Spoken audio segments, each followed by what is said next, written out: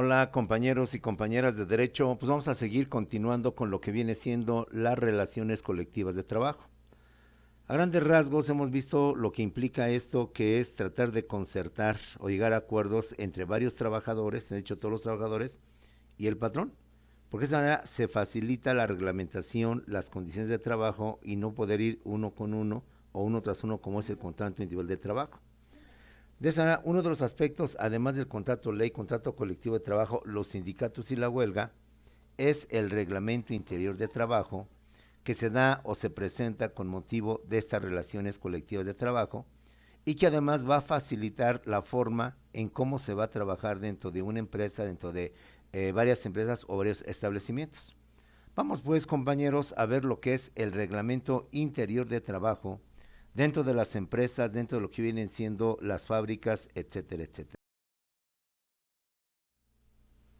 Por principio, ¿qué es un reglamento interior de trabajo o interno de trabajo?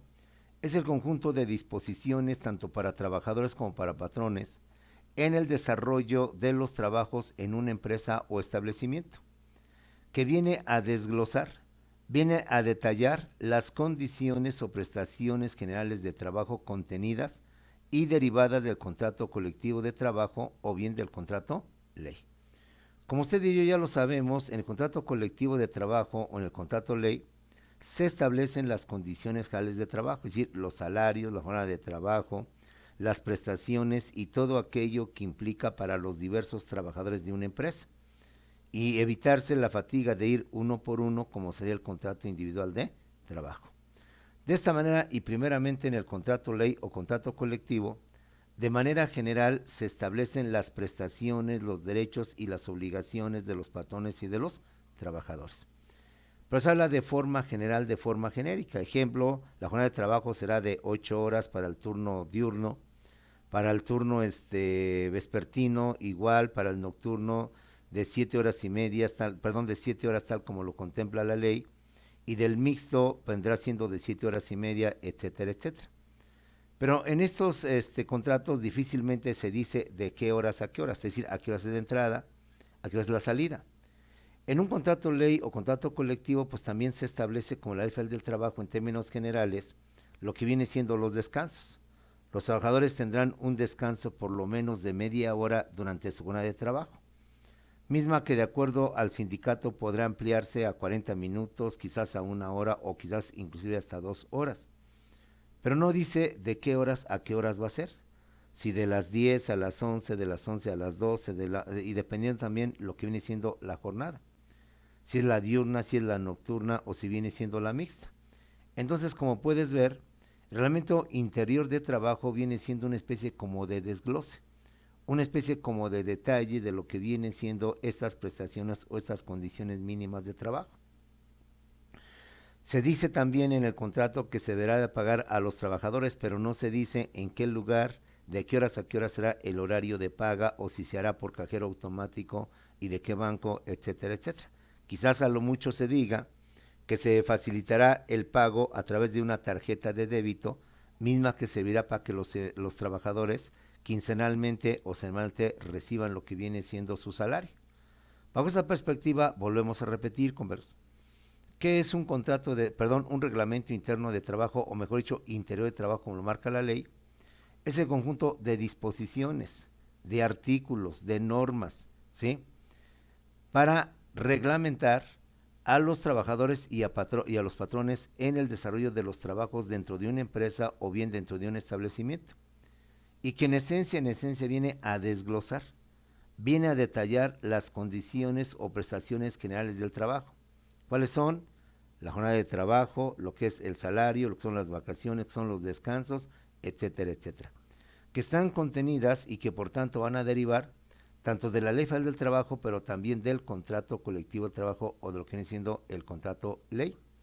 Además, el contrato colectivo de trabajo y el contrato ley, como puedes ver, es un documento más amplio, es un documento que viene en forma más general, más amplia, y que difícilmente se puede accesar, bueno, sí podemos accesar a él, el trabajador puede accesar a él, pero en cambio el reglamento interior, vamos a decir que es una especie como de folleto, en donde más que clausulado vienen artículos donde se vienen estableciendo esas disposiciones. quizás es un documento más fácil de manejar que que el contrato colectivo o el contrato ley. Bajo esta perspectiva, ¿cuál es el contenido o cuál es la esencia de un reglamento interior de trabajo? Como te digo, te viene a detallar, a precisar las condiciones o las prestaciones de trabajo. De esta va a tener el horario de entrada y de salida de los trabajadores. Y como tú bien sabes, hay varias categorías de trabajadores, pues se va a establecer. Trabajadores categoría A o obreros categoría A de tal hora a tal hora. Categoría B de tal hora a tal hora. Y si son 10 de cada uno o son 8, son de cada uno, ya con eso los que están dentro de la categoría A o B saben de mano cuál va a ser su horario de entrada y cuál va a ser su horario de salida. De igual manera se va a establecer el horario de comida, porque es obvio pensar que difícilmente en una empresa grande, no sé, hablemos de unos 100 trabajadores o quizás más, no todos a la misma hora pueden salir a comer. De hecho, se les tiene que programar de qué horas a qué horas empieza la comida y quiénes van primero, quiénes van después y quiénes van a ser los últimos. Precisamente para evitar esta anarquía, esta situación que sería pues completamente difícil, que cada quien hiciera lo que deseara. Para evitar esto está el reglamento interior de trabajo. Y de esa, con este reglamento, cada trabajador, al conocer cuáles son estos derechos, estas obligaciones y todo lo concerniente, entonces ya se ajustaría solamente, bueno, soy trabajador tipo A, entonces mi horario va a ser de las 12 a la 1. Yo que soy el tipo C, voy a ser de la 1 a las 2 de la tarde. De igual manera se va a establecer en ese mismo reglamento cuál va a ser el horario de descanso. Acuérdate que hay un descanso diario que la ley establece por lo menos de media hora. Muy bien, lo tienes en el contrato colectivo que los trabajadores dispondrán de media hora de descanso en su jornada diaria. Pero el contrato ley o contrato colectivo, así como la ley federal del trabajo, difícilmente dice de qué horas a qué horas. Entonces, el reglamento interior de trabajo, ahí te va a especificar si va a ser de las 11 a las 11:30, de las 11:30 a las 12, de las 12 a las 12:30, etcétera, según la cantidad de trabajadores, y ese es lo que viene siendo la facilidad o lo que viene siendo el desglose del reglamento interior de trabajo. ¿Qué otros artículos, o mejor dicho, qué otras disposiciones puede tener el reglamento interior de trabajo? Además de los horarios, también tiene que tener los horarios, comeros, de limpieza de los establecimientos, maquinaria, aparatos y útiles de trabajo. Es decir, cada cuándo se van a limpiar la maquinaria, el equipo. Ya hemos comentado en clases anteriores que las empresas, si algún día en prepa o en secundaria tienes acceso o fuiste de visita a una empresa, pues permíteme la expresión, son maquinones, son máquinas, maquinaria inmensa, grande, que obviamente para poderlas limpiar, para poderlas mantener, pues no se hacen en 5, en 10 minutos o en 15 minutos. Hay que establecer un horario cuándo se va a llevar a cabo esa limpieza, cada cuándo, y obviamente sin perjudicar la producción o la marcha normal de la empresa, y evitar, por tanto, que con ese pretexto muchos trabajadores no vayan a laborar. Sí tiene que haber toda una coordinación que permita determinar horarios de comida, de entrada, de salida, horarios de limpieza, de mantenimiento, y de esta manera mantener un orden, una coordinación dentro de lo que viene siendo una empresa. Todo lo cual obviamente viene derivado de lo que son los contratos y la ley federal, pero insisto, aquí te lo dicen de manera general, de manera global. El reglamento interior lo va a precisar y de esta manera evitar, por tanto, lo que viene siendo anarquía dentro de una empresa y cada quien sale a comer a la hora que quiere, cada quien hace su trabajo a la hora que quiere. No, debe haber un reglamento que especifique, que determine esos horarios. Otro aspecto también es los lugares y los días de pago. Sí, se tiene que establecer, porque la ley habla, el pago será semanal, quincenal o mensual, pero en donde se debe desglosar qué días exactamente van a ser, si los días primeros, los días 15 o los días antes del 15, catorcenales, etcétera, o cada viernes o cada sábado, etcétera, y en dónde se va a pagar, si en la tesorería o en una área especial o de plano, pues en los cajeros automáticos dependiendo del banco en donde estén las tarjetas de débito, los depósitos hechos por la empresa o por el patrón. De esa manera, insistimos una vez más, todos los trabajadores ya tienen perfectamente establecido cuándo van a descansar, a qué hora es su entrada, salida, en dónde van a cobrar, cuándo van a ir a cobrar o a recoger lo que viene siendo su salario. Otro aspecto también que debe de contener el Reglamento Interior de Trabajo es las normas para prevenir los riesgos de trabajo y las instrucciones para prestar los primeros auxilios. Recordemos que todo trabajador está propenso a sufrir los riesgos de trabajo, lo hemos comentado también. Los riesgos de trabajo, de acuerdo con la ley, solamente son dos. ¿Cuáles son? Las enfermedades profesionales y los accidentes de trabajo. La idea es precisamente evitar estos riesgos de trabajo, evitar que los trabajadores sufran algún daño o alguna enfermedad que al final los incapacite y en consecuencia ya no puedan trabajar y puedan afectar, por tanto, la marcha normal de lo que viene siendo la empresa. De tal manera que en el reglamento deben de establecer esas disposiciones. Los obreros de tal categoría tendrán que usar casco, pero para los de la categoría C no será necesario el casco, sino solamente algunos cubrebocas o algunas cosas por el estilo. Usarán guantes quienes tengan acceso a tal o a tal otra situación. Eso también es importante porque todos los obreros saben de antemano cuál va a ser su labor y con motivo de esa labor qué equipo deben de llevar precisamente para evitar accidentes, para evitar riesgos de trabajo o evitar enfermedades. Ya en su momento oportuno te consultaré o veremos si en Derecho Individual del Trabajo se vieron riesgos de trabajo. Y si nos alcanza el tiempo, podemos ver algo de riesgos de trabajo. Y las consecuencias que traen los riesgos de trabajo son la incapacidad permanente parcial, incapacidad permanente total y lo que viene siendo la muerte, y lo que en un momento determinado la misma ley establece para el caso de cada una de estas incapacidades. Y como estas afectan la marcha normal de la empresa, obviamente perjudicando al trabajador, lo que se trata es prevenir y evitar que esto llegue a suceder.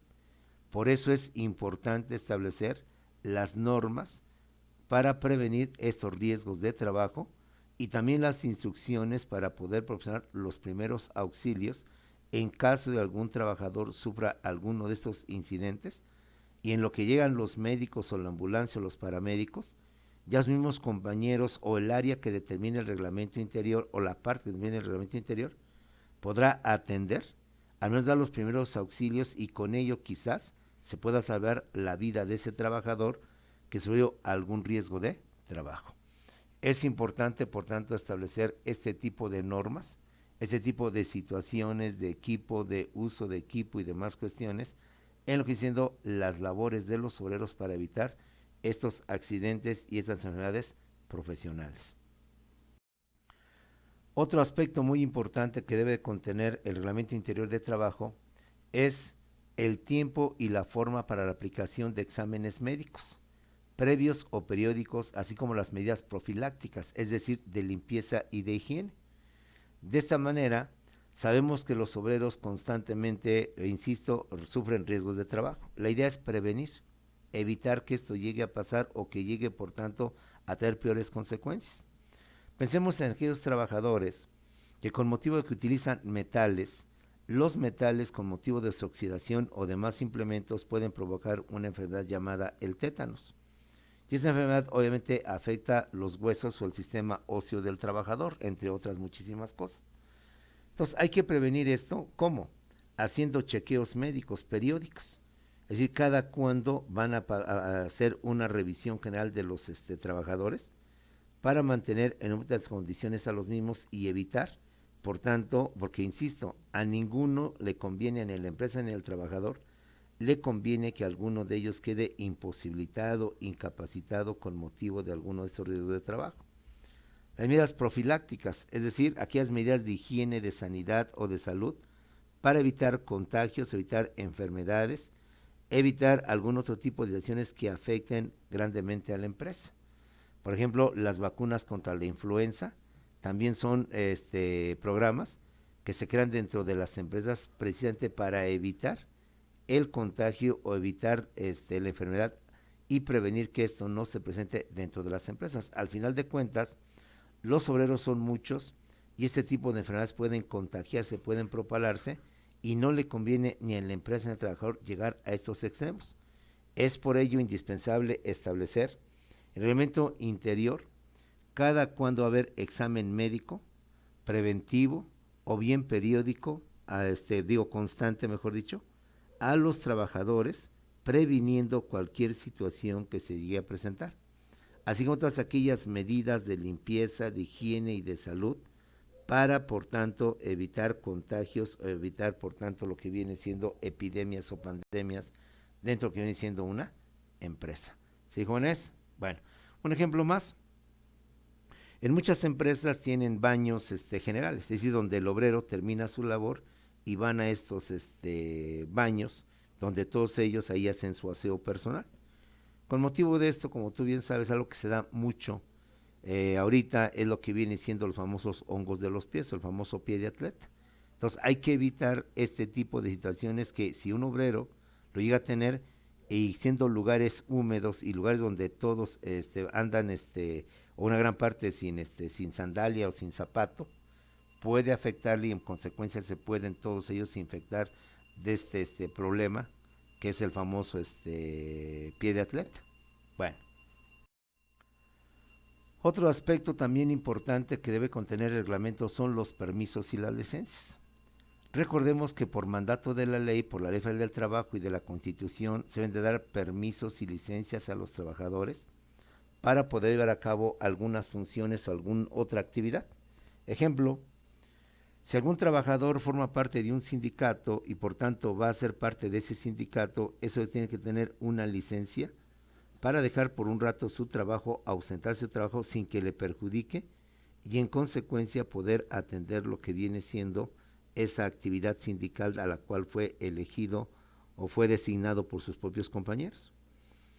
Uno más, es obvio que la trabajadora embarazada va a tener que obtener sus permisos para poder salir antes, 40 días antes del parto y 40 días después. Incluso puede ampliarse por si hay algún problema con motivo del parto, tanto en ella como en lo que viene siendo el producto. De esta manera debe establecerse los casos en que proceden los permisos, proceden las licencias y todo el procedimiento que debe de existir ante los departamentos de la misma empresa que deben de expedir esos permisos o diciendo esas licencias. En derecho individual del trabajo, compañeros, también se ve esto. ¿En qué casos procede la licencia? ¿En qué casos procede el permiso? Para que el trabajador se ausente, pero sin perjudicarlo, sin afectarlo. De hecho, en algunas empresas existen los famosos días económicos. Inclusive se mantiene como un derecho que tiene para que el trabajador pueda faltar, pero con goce de sueldo. Esos son los días económicos, una prestación. En un momento determinado, el trabajador, en lugar de pedir permiso para atender un asunto personal, mejor pide un día o 2 días económicos. La ventaja del día económico o de los días económicos es que el trabajador se puede ausentar, pero tiene pleno goce de su sueldo, es decir, no se le va a descontar, converso. Porque en algunas empresas sí te dan el permiso, pero te descuentan el día, no te lo toman como falta.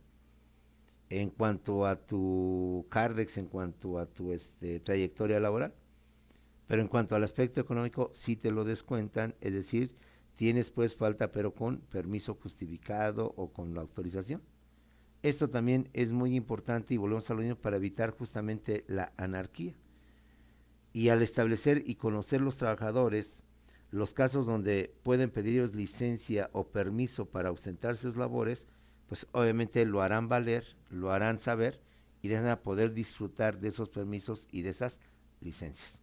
Ahorita me estaba acordando que de repente el IFE, mejor dicho, hoy el INE, Instituto Nacional Electoral, hace un sorteo donde designa quiénes van a actuar como escrutadores o personas durante las votaciones, sobre todo la presidencial, o la de jefe de gobierno o la de gobernador. Y muchas nos llega una cartita donde nos dicen que hemos sido seleccionados para participar en lo con motivo de las elecciones, etcétera, etcétera. Es obvio, como espero lo hayas visto en Derecho Individual del Trabajo, que el patrón ante esta situación debe de acatar y darle el permiso para que el trabajador se ausente tanto en el periodo de capacitación como durante la elección o los días siguientes después a la elección con motivo de este desempeño o de este cargo de carácter constitucional o de mandato constitucional. Además de los permisos y de las licencias, el reglamento interior debe de especificar cuáles son las labores insalubres y peligrosas que no deben desempeñar los menores. Recuerda que la ley permite el trabajo de menores de 14 años. Y en un momento determinado o 16 años, hay que especificar qué labores, por tanto, son peligrosas o son insalubres y que, por tanto, no pueden ellos desempeñar dichas labores o dichos trabajos. Esto, la ley lo dice, pero lo dice en forma general, en forma amplia. El contrato colectivo también podrá decir, cláusula fundamental, las partes convienen en que los menores de edad no podrán desempeñar ningún trabajo insalubre o peligroso dentro de la empresa, pero lo tiene en forma genérica o generalizada.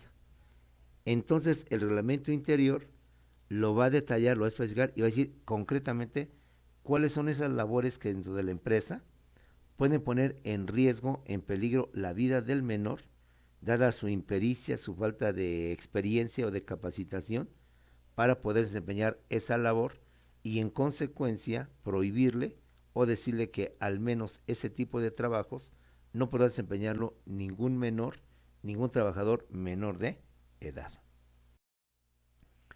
Misma situación o parecida es en relación con las trabajadoras embarazadas. Dada su situación y dado lo delicado que es su embarazo, entonces habrá que establecer ciertas normas protectoras o de proteccionismo a lo que viene siendo el desempeño de las mujeres que están embarazadas. Máxima cuando hablamos de fábricas, todavía hablamos de oficina, creo que no hay mucho problema, pero de todos modos debe haber esas normas protectoras, o esas normas de protección, mejor dicho, que permitan que la mujer no ponga en peligro su vida, ni mucho menos en peligro lo que viene siendo la vida del producto.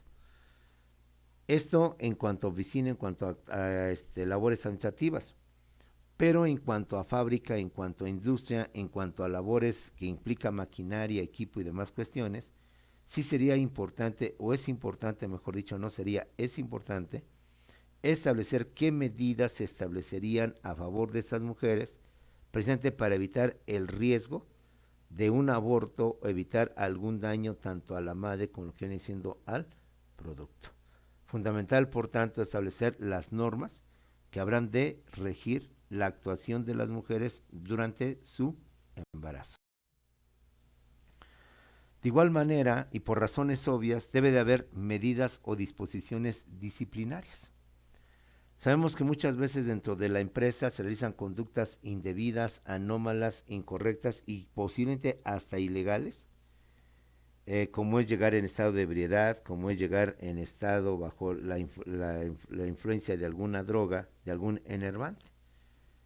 Como es típico, también puede haber riñas, puede haber conflictos, peleas entre los propios obreros, entre los propios trabajadores, lo cual muchas veces llega a ser común dentro de todo ello. Entonces, para evitar este tipo de situaciones, deben establecerse medidas disciplinarias, sanciones, castigos. Desde suspensión de labores, ¿sabes que se ha suspendido un día, 2 días, 3 días? Hasta sanciones económicas o de otra índole. Para que no haya problemas y por tanto el sindicato, el trabajador y el patrón estén conscientes de ello, desde antemano se establecen en el reglamento interior cuáles serían esas conductas que se castigarían, cuáles serían en consecuencia las penas o las medidas disciplinarias o la suspensión a que sería acreedor el obrero y de esa manera no quedar sorprendido ni el sindicato, ni el propio trabajador, ni mucho menos lo que viene siendo el patrón. Bajo esta perspectiva hay que tomar en cuenta 2 cosas. Primero, la suspensión en el trabajo como medida disciplinaria no podrá exceder de 8 días. Con motivo de una actitud indebida del trabajador se le puede suspender. De hecho, es casi lo que más se acostumbra, una suspensión. ¿Sabes qué? Que ha suspendido 1 día, 2 días, 3 días, etcétera. Pero la ley establece claramente que si se establece esta medida disciplinaria, la suspensión de labores no puede exceder de 8 días, por razones obvias. Le perjudicaría a lo que viene siendo los ingresos del trabajador, no recibiría ningún salario y en consecuencia afectaría, pues no solamente a él, sino a la familia, a sus hijos y afectaría lo que viene siendo su economía. entonces es válida esta disposición de que no debe de exceder más de 8 días, porque si ya de por sí imponerle una sanción de 3 días, 4 o 5 días, vamos a pasarle la de 8 días, ya lo estamos perjudicando. Ahora imagínate de 15 días o de un mes, no, pues simplemente la andamos quebrando, financieramente hablando, al obrero al no tener ningún ingreso, ninguna percepción y no se diga lo que viene siendo por tanto su familia. De igual manera, compañeros, se establece que en caso de que un trabajador por su conducta indebida o incorrecta haya cometido alguna indisciplina, en todo caso el trabajador tendrá derecho a ser oído antes de que se aplique la sanción. Es decir, la sanción o el castigo, como tú quieras llamarle, o la disciplinaria, no es arbitraria. No es que de la noche a la mañana de repente le avisan al obrero que ha quedado suspendido, que se va a aplicar tal pena o tal sanción económica. Se le avisa sí, pero para que se defienda, para que él mismo haga valer sus derechos, para que él diga si lo que le están imputando o le quieren imputar es correcto o es incorrecto. Para que él al menos tenga el derecho de audiencia, pueda exponer sus motivos, puede exponer sus razones o más que nada defenderse a través de esta exposición de motivos y de razones y en consecuencia pueda saldar o pueda, mejor dicho, salvar la medida disciplinaria, el castigo o la sanción económica para no ser perjudicado. De hecho, tú lo sabes que nada hay un derecho de audiencia, que la misma Constitución establece como garantía individual o como derecho humano el que todas las personas tenemos el derecho de ser escuchados y oídos en proceso, porque en todo caso sería una arbitrariedad, una ilegalidad que se cometiera con motivo de no haber hecho valer nuestro famoso derecho de audiencia, compañeros. Sin embargo, hay excepciones, es decir, si bien es cierto que hay que establecer las medidas bajo las cuales, perdón, las disposiciones bajo las cuales se establecen las prestaciones o las condiciones mínimas de trabajo, en el Reglamento Interior de Trabajo hay dos excepciones muy importantes. ¿Cuáles son? Que el reglamento no debe contener normas o disposiciones de orden técnico y de orden administrativo que formulen las empresas para la ejecución de los trabajos. Fíjate bien. Como todos sabemos, en toda empresa hay ciertas normas operativas, ciertas normas técnicas, ciertas normas administrativas que le dicen al obrero cómo debe desempeñar su trabajo. Pero como esto es de carácter técnico, de carácter operativo, sale del Reglamento Interior de Trabajo. Son disposiciones donde indican al obrero cómo se hace el ensamble, por ejemplo, o el ensamblado de un coche. Es una norma técnica, es una norma operativa, que no viene al caso que venga dentro del Reglamento Interior de Trabajo. De igual manera, si dentro de la empresa, hablando en términos administrativos, hay un procedimiento para señalar cómo se reciben documentos, cómo se hace el trámite hasta su total terminación en cuanto qué tipo de documentos se anexan, qué tipo de solicitudes deben de presentar, qué tipo de anexos deben de llevar. Esto no debería o no debe formar parte del Reglamento Interior de Trabajo. ¿Por qué? Porque ya es propiamente lo que viene siendo el trabajo y no en cuanto a lo que son las condiciones o prestaciones mínimas de trabajo. Porque esto más bien se refiere a la forma en cómo deben desempeñar los obreros y los trabajadores sus funciones, sus trabajos. Y como son normas técnicas que requieren obviamente unas reglas claras y específicas, estas no pueden entrar dentro de lo que es el Reglamento Interior de Trabajo.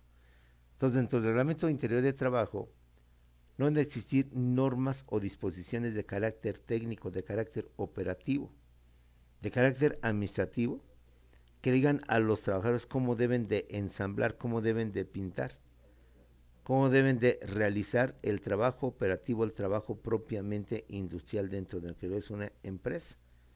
Lo mismo pasa para dentro de un procedimiento. Vamos a hacer un ejemplo, como te he dicho, quizás un poco exagerado, pero explícito. ¿Cómo debe de hacerse un pastel? Pues es obviamente una norma técnica, una regla técnica que solo se manejará, pero fuera del reglamento interior. Lo creo que alguna vez te comenté. Si usted conoce las famosas pastelerías Esperanza o el Globo, sabemos que los maestros o los chefs panaderos que hacen estos panes tienen el mismo sabor. Lo mismo va a tener el sabor una panadería que está en Iztapalapa, una que está en Coacalco, una que está en Coyoacán, una que se encuentra en Tlalpan. ¿Por qué? Porque la técnica de cómo se van a elaborar ese tipo de pasteles o ese tipo de productos va a ser la misma. Y sea donde se encuentre el chef pastelero, va a sujetarse a esas reglas operativas, cuántos gramos, cuántos litros, cuántas yemas, cuánta harina, cuánto tiempo de horneado, etcétera.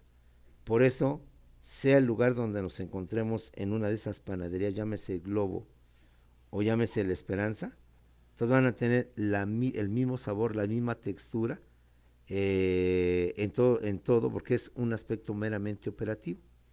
Los aspectos operativos o técnicos no entran o jamás deben entrar dentro de lo que viene siendo el reglamento interior de trabajo. Ahora, ¿cómo se elabora o cómo se formula un reglamento interior de trabajo? Pues casi de igual manera como son los contratos colectivos o los contratos ley. Porque el reglamento interior se formulará o se elaborará, mejor dicho, por una comisión mixta de representantes, donde estarán representantes de los patrones y los representantes de los trabajadores, para que ellos de común acuerdo desglosen, detallen las disposiciones o las prestaciones mínimas de trabajo dentro de este reglamento interior. Y ellos conociendo, porque ellos fueron los que elaboraron este contrato ley o contrato colectivo, podrán con mejor precisión y con mejor detalle decir, por tanto, cuáles son los horarios de comida, los horarios de descanso, los horarios, los lugares de pago, los horarios de pago, etcétera, etcétera. Entonces, para poder elaborar, para poder redactar el reglamento interior de trabajo, tanto patrones como trabajadores van a nombrar una comisión, y entre ambas comisiones, por parte del patrón y por parte del trabajador, son los que se van a encargar de reelaborar, de redactar lo que viene siendo los artículos o el contenido en base a las reglas que estamos fijando, que estamos estableciendo, de las prestaciones o condiciones mínimas de trabajo dentro de lo que viene siendo una empresa o un establecimiento. La mejor forma, por tanto, de hablar el reglamento es entre los propios trabajadores y los propios patrones a través de sus representantes. Quienes viven, quienes llevan a cabo el constante hacer, el constante realizar de sus labores, son ellos mismos los que deben de fijar esos horarios. A sabiendas cuántos son, pongamos el caso de la comida. Ellos mismos sabrán quiénes salen primero, quiénes salen después y con qué horarios van a salir los primeros, los segundos, los terceros y demás grupos de trabajadores. De esa manera evitar anarquías o evitar problemas dentro de lo que viene siendo la hora de la comida, la hora de la entrada, la hora de la salida o las medidas disciplinarias que deben de establecerse dentro de lo que viene siendo esto mismo, compañeros. Otra situación más del reglamento interior de trabajo es que no deben de tener, o para que tenga validez el reglamento interior de trabajo, sus disposiciones no deben ser contrarias a las leyes laborales, es decir, a la ley federal del trabajo y demás leyes, y a los contratos colectivos de trabajo y contrato ley. Precisamente por eso se pide quien elabore el reglamento interior de trabajo sean representantes de patrones y de trabajadores, que muchas veces son los mismos que son las comisiones que se dedicaron de elaborar y redactar el contrato colectivo y el contrato ley. ¿Cuál es la idea? Pues que ellos, teniendo conciencia o conocimiento del contenido del clausulado de los contratos colectivos y contrato ley, puedan en consecuencia adecuar las disposiciones del reglamento interior de trabajo a lo que se dijo dentro del contrato colectivo o contrato ley. De esta manera, todas las disposiciones o reglas o artículos que contenga el reglamento interior de trabajo, para que sean debidamente válidos y por tanto no sean carentes de validez, deben estar acordes a lo que dispone la Ley Federal del Trabajo y acordes a lo que dispone el contrato colectivo de trabajo y lo que viene siendo el contrato ley. pues en todo caso, dicho reglamento, al ser contrario a las disposiciones de los documentos ya mencionados, sería un reglamento sin validez, sin obligar a ninguna de las partes, precisamente por contradecir lo que dice la norma superior a un reglamento, que es la Ley Federal del Trabajo, la propia Constitución o demás leyes laborales, que en un momento determinado podían decir, o mejor dicho, el contenido de la ley, del reglamento, sería contrario a la esencia, a la disposición. Acuérdate que en un Estado de Derecho siempre va a haber jerarquía de leyes, así como hay jerarquía de autoridades, también hay jerarquía de leyes. Y estos seguramente fueron temas que usted vio en el estudio del derecho, fundamentos del derecho, o el primer curso que llevó de derecho.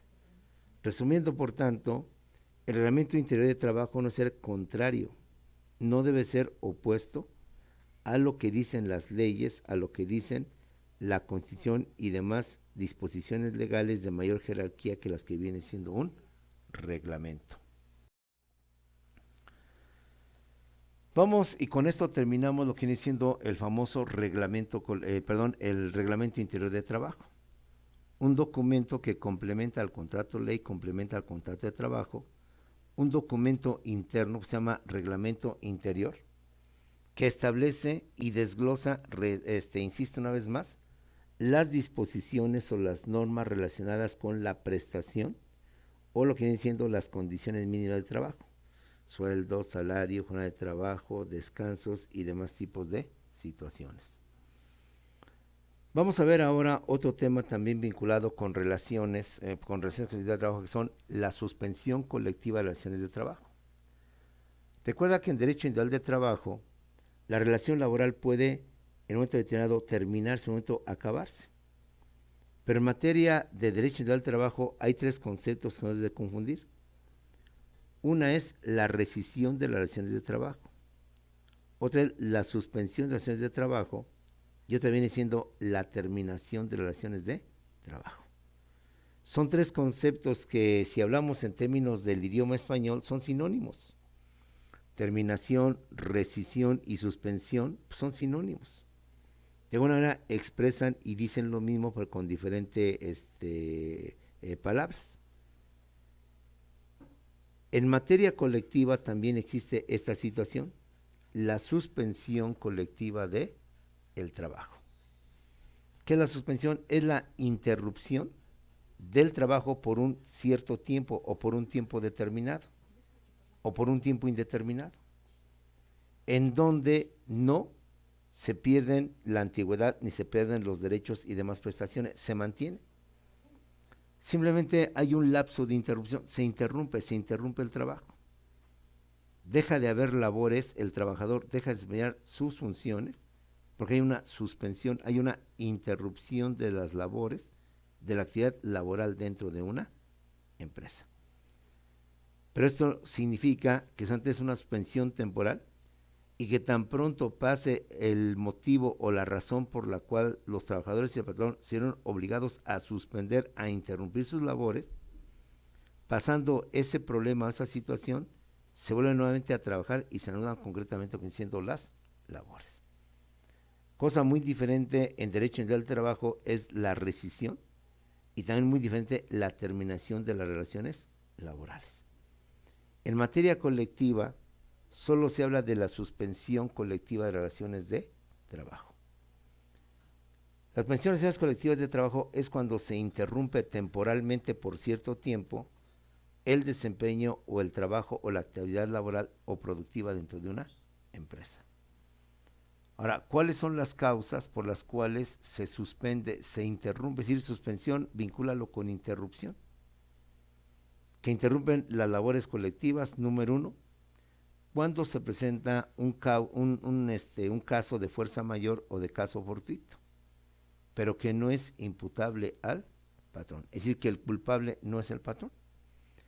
Y esto forma parte del derecho civil, donde usted también vio estos dos conceptos que son fuerza mayor y caso fortuito, que son los accidentes, que son los fenómenos naturales, donde el ser humano nada tiene que ver, que va a tener consecuencias jurídicas, aun cuando las personas no queremos que pasen esas consecuencias jurídicas. los temblores, las lluvias, las tormentas, compañeros, las inundaciones. Entonces, estos son fenómenos de la naturaleza que el hombre no puede prever, no puede predecir, y que de presentarse afectan no solamente la vida productiva de la empresa, sino incluso afecta también la vida personal de los individuos, provocando en ellos pues ciertos riesgos, accidentes, lesiones, heridas, contusiones, hasta lo que viene siendo la muerte. De esta manera, cada vez que se presenta un caso fortuito o de fuerza mayor, un accidente, un incendio, ¿sí? Un terremoto, un deslave, las lluvias que actualmente estamos viviendo, en estos casos es cuando procede la famosa suspensión laboral, pero la suspensión colectiva de trabajo. Es decir, si el patio o la empresa se inunda con motivo de las lluvias, pues obviamente difícilmente se puede trabajar. Entonces se interrumpe, se suspende el trabajo, ¿qué te parece? Por un día, por 2 días, por 3 días, en lo que se saca el agua y se evita más inundación de lo que viene siendo el centro o la empresa o lo que viene siendo la fábrica. Ahí tenemos, por tanto, una causa no imputable al patrón, donde nadie tuvo culpa, sino la propia naturaleza provocó ese fenómeno, y que por tanto la ley establece que puede haber una suspensión colectiva de trabajo, una interrupción, para que en lo que pasa la contingencia o el problema se puedan reanudar de manera normal las labores dentro de una empresa. Otro aspecto más es la incapacidad física o mental, incluso la muerte del patrón. Como todo esto viene a trastocar y viene a trastornar un poco la marcha de la empresa, sobre todo en las microempresas o en las pequeñas empresas, en las macro ya hay una mejor organización, un mejor orden de cómo solventar las situaciones cuando llegara a presentarse esta situación, de que el patrón tuviera alguna incapacidad física, una incapacidad mental, incluso se presentara la famosa muerte del trabajador.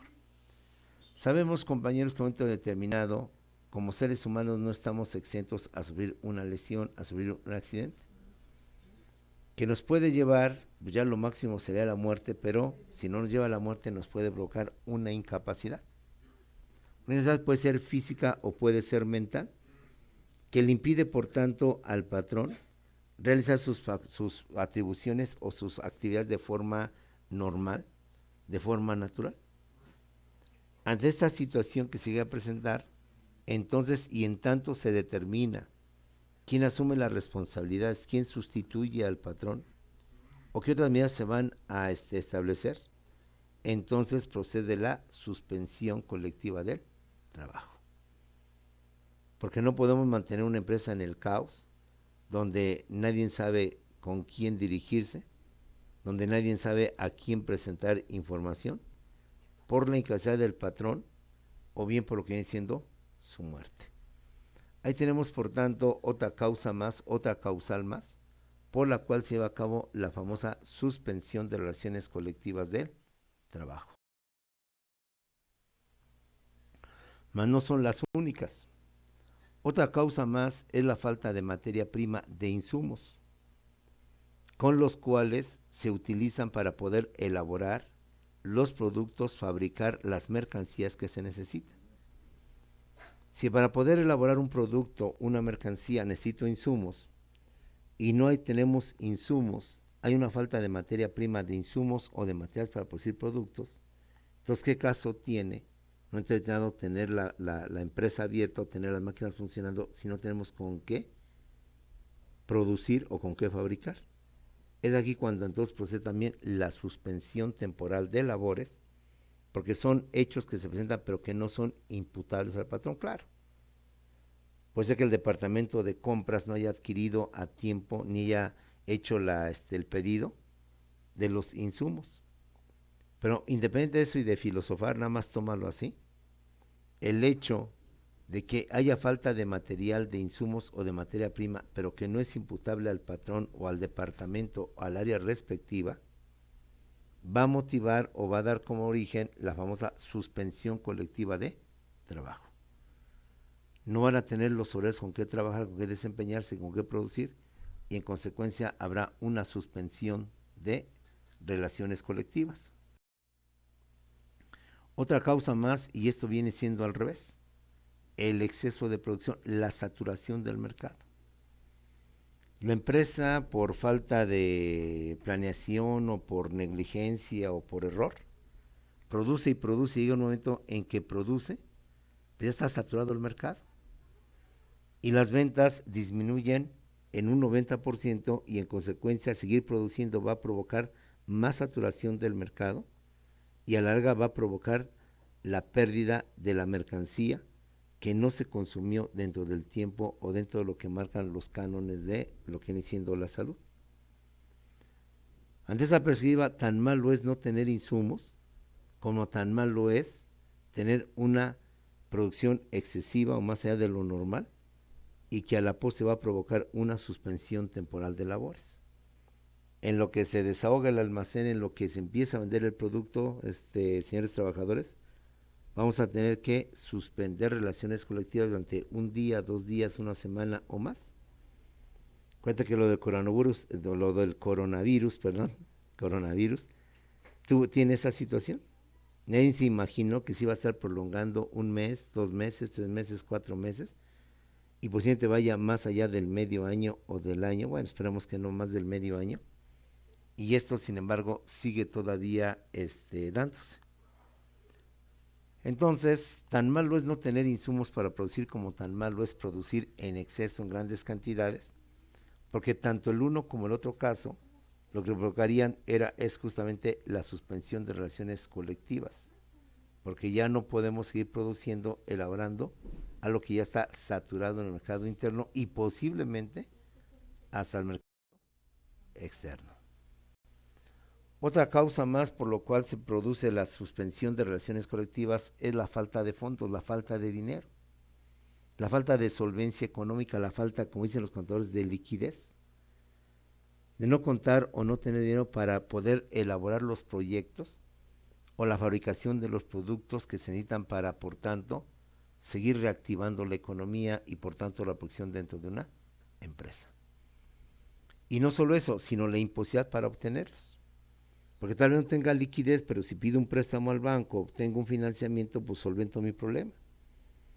Pero la ley establece muy claro que la falta de fondos y su imposibilidad para obtenerlos van a dar con motivo de la famosa suspensión, interrupción temporal de labores dentro de lo que viene siendo esa empresa, esa institución o ese establecimiento. Una causa más, y que es la que estamos viviendo usted y yo, compañeros, que la que por desgracia nos tocó vivir y la que espero ya no volver a vivir otra igual, aunque a usted sí le va a tocar vivir seguramente. ¿Cuál es? La suspensión decretada por la Autoridad de Salud en casos de contingencia sanitaria. Creo que por sí mismo se explica porque es la que estamos viviendo actualmente. Es la que nos obligó ante la propagación que se cometió en una pandemia para que el gobierno a través de la Secretaría de la Salud decretara la suspensión de labores o como dicen ellos de negocios no esenciales. Y eso provocó que muchas empresas sin culpa ni del patrón ni del trabajador serán por tanto obligados a suspender lo que aparentemente eran 15 días. Después se hizo 1 mes, hoy ya va para medio año y quizás para fin de año y aún no se va a lograr solventar, espero me equivoque, esta pandemia. Y como no se solventa o no se soluciona esta pandemia, como tú lo ves, con eso de los semáforos rojos, semáforo naranja, semáforo amarillo y semáforo verde, no se podrá disponer de la vida normal, como podríamos así llamarle, hasta en tanto no esté bajo control y eliminación de lo que viene siendo el famoso COVID-19. Entonces, esta es otra causa más ajena al patrón, ajena al trabajador. No tuvieron la culpa en nada, pero por razones externas, en este caso la pandemia, la empresa y el trabajador o los trabajadores se ven obligados a tener que suspender, a tener que interrumpir temporalmente lo que viene siendo la producción de la empresa. Pasemos ahora, compañeros, a la parte final de nuestros temas del día de hoy, que es el alcance de la suspensión. ¿Qué tanto se puede suspender o llevar a cabo la suspensión de relaciones colectivas? Pues la misma ley lo dice, que puede afectar a toda una empresa, a todo un establecimiento, bien sea en parte o bien sea en su totalidad, compañeros. Según las circunstancias, según las razones que se presenten, puede en un momento determinado decretarse la suspensión solamente en 2 establecimientos. Quizás en la mitad de ellos, o quizás completamente en todos los establecimientos y en toda la empresa. ¿Sí? Vamos a pensar que en un momento determinado, y tomando como ejemplo a Bimbo, que es ahora sí que el que elabora todo este tipo de productos, donas, panqués, bimbollos y tantas cosas, llegara a saturar el mercado, llegara a tener exceso de producto. Entonces, seguir elaborando más producto, que además este tipo de alimentos tiene fecha de caducidad, no es eterno, puede durar como el oro, la plata, un metal, entonces se podría decretar la suspensión de relaciones colectivas. Pero puede ser que a lo mejor nada más se dé en la zona de Tlalpan, en la zona de, vamos a empezar, de la Ciudad de México, en la zona de Tlalpan, en la zona sur de la Ciudad de México. Pero en los otros lugares, inclusive aquí en Estado de México, no hay saturación, no hay exceso de mercancía.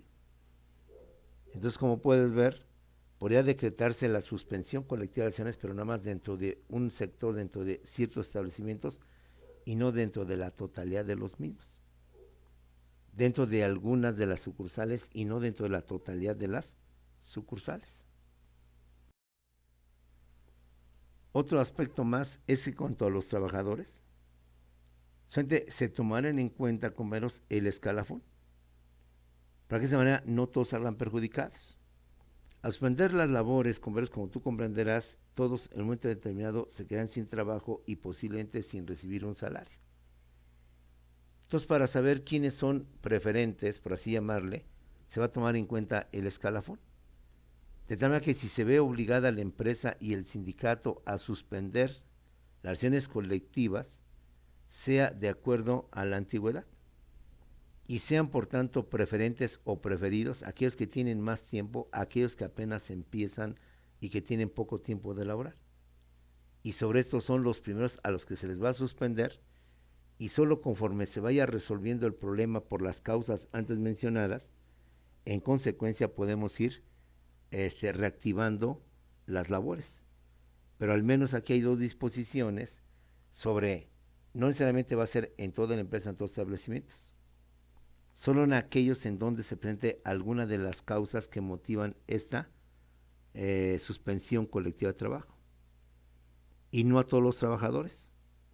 Se tomará en cuenta la antigüedad, el escalafón, para determinar quiénes irían o quiénes serían preferidos o preferentes, perdón, ante una situación de pandemia, y quiénes sean los primeros en suspenderlos, hasta ya de plano, en el caso extremo, pues quizás tener que suspender completamente todo esto. Bueno, jóvenes, pues con esto terminamos lo que viene siendo otra relación colectiva de trabajo, que es el famoso reglamento interior de trabajo. Como seguramente ustedes van a tener lo que viene siendo, o ya tuvieron lo que viene siendo, o va a ser su examen, entonces tendríamos casi son 55 minutos de clase.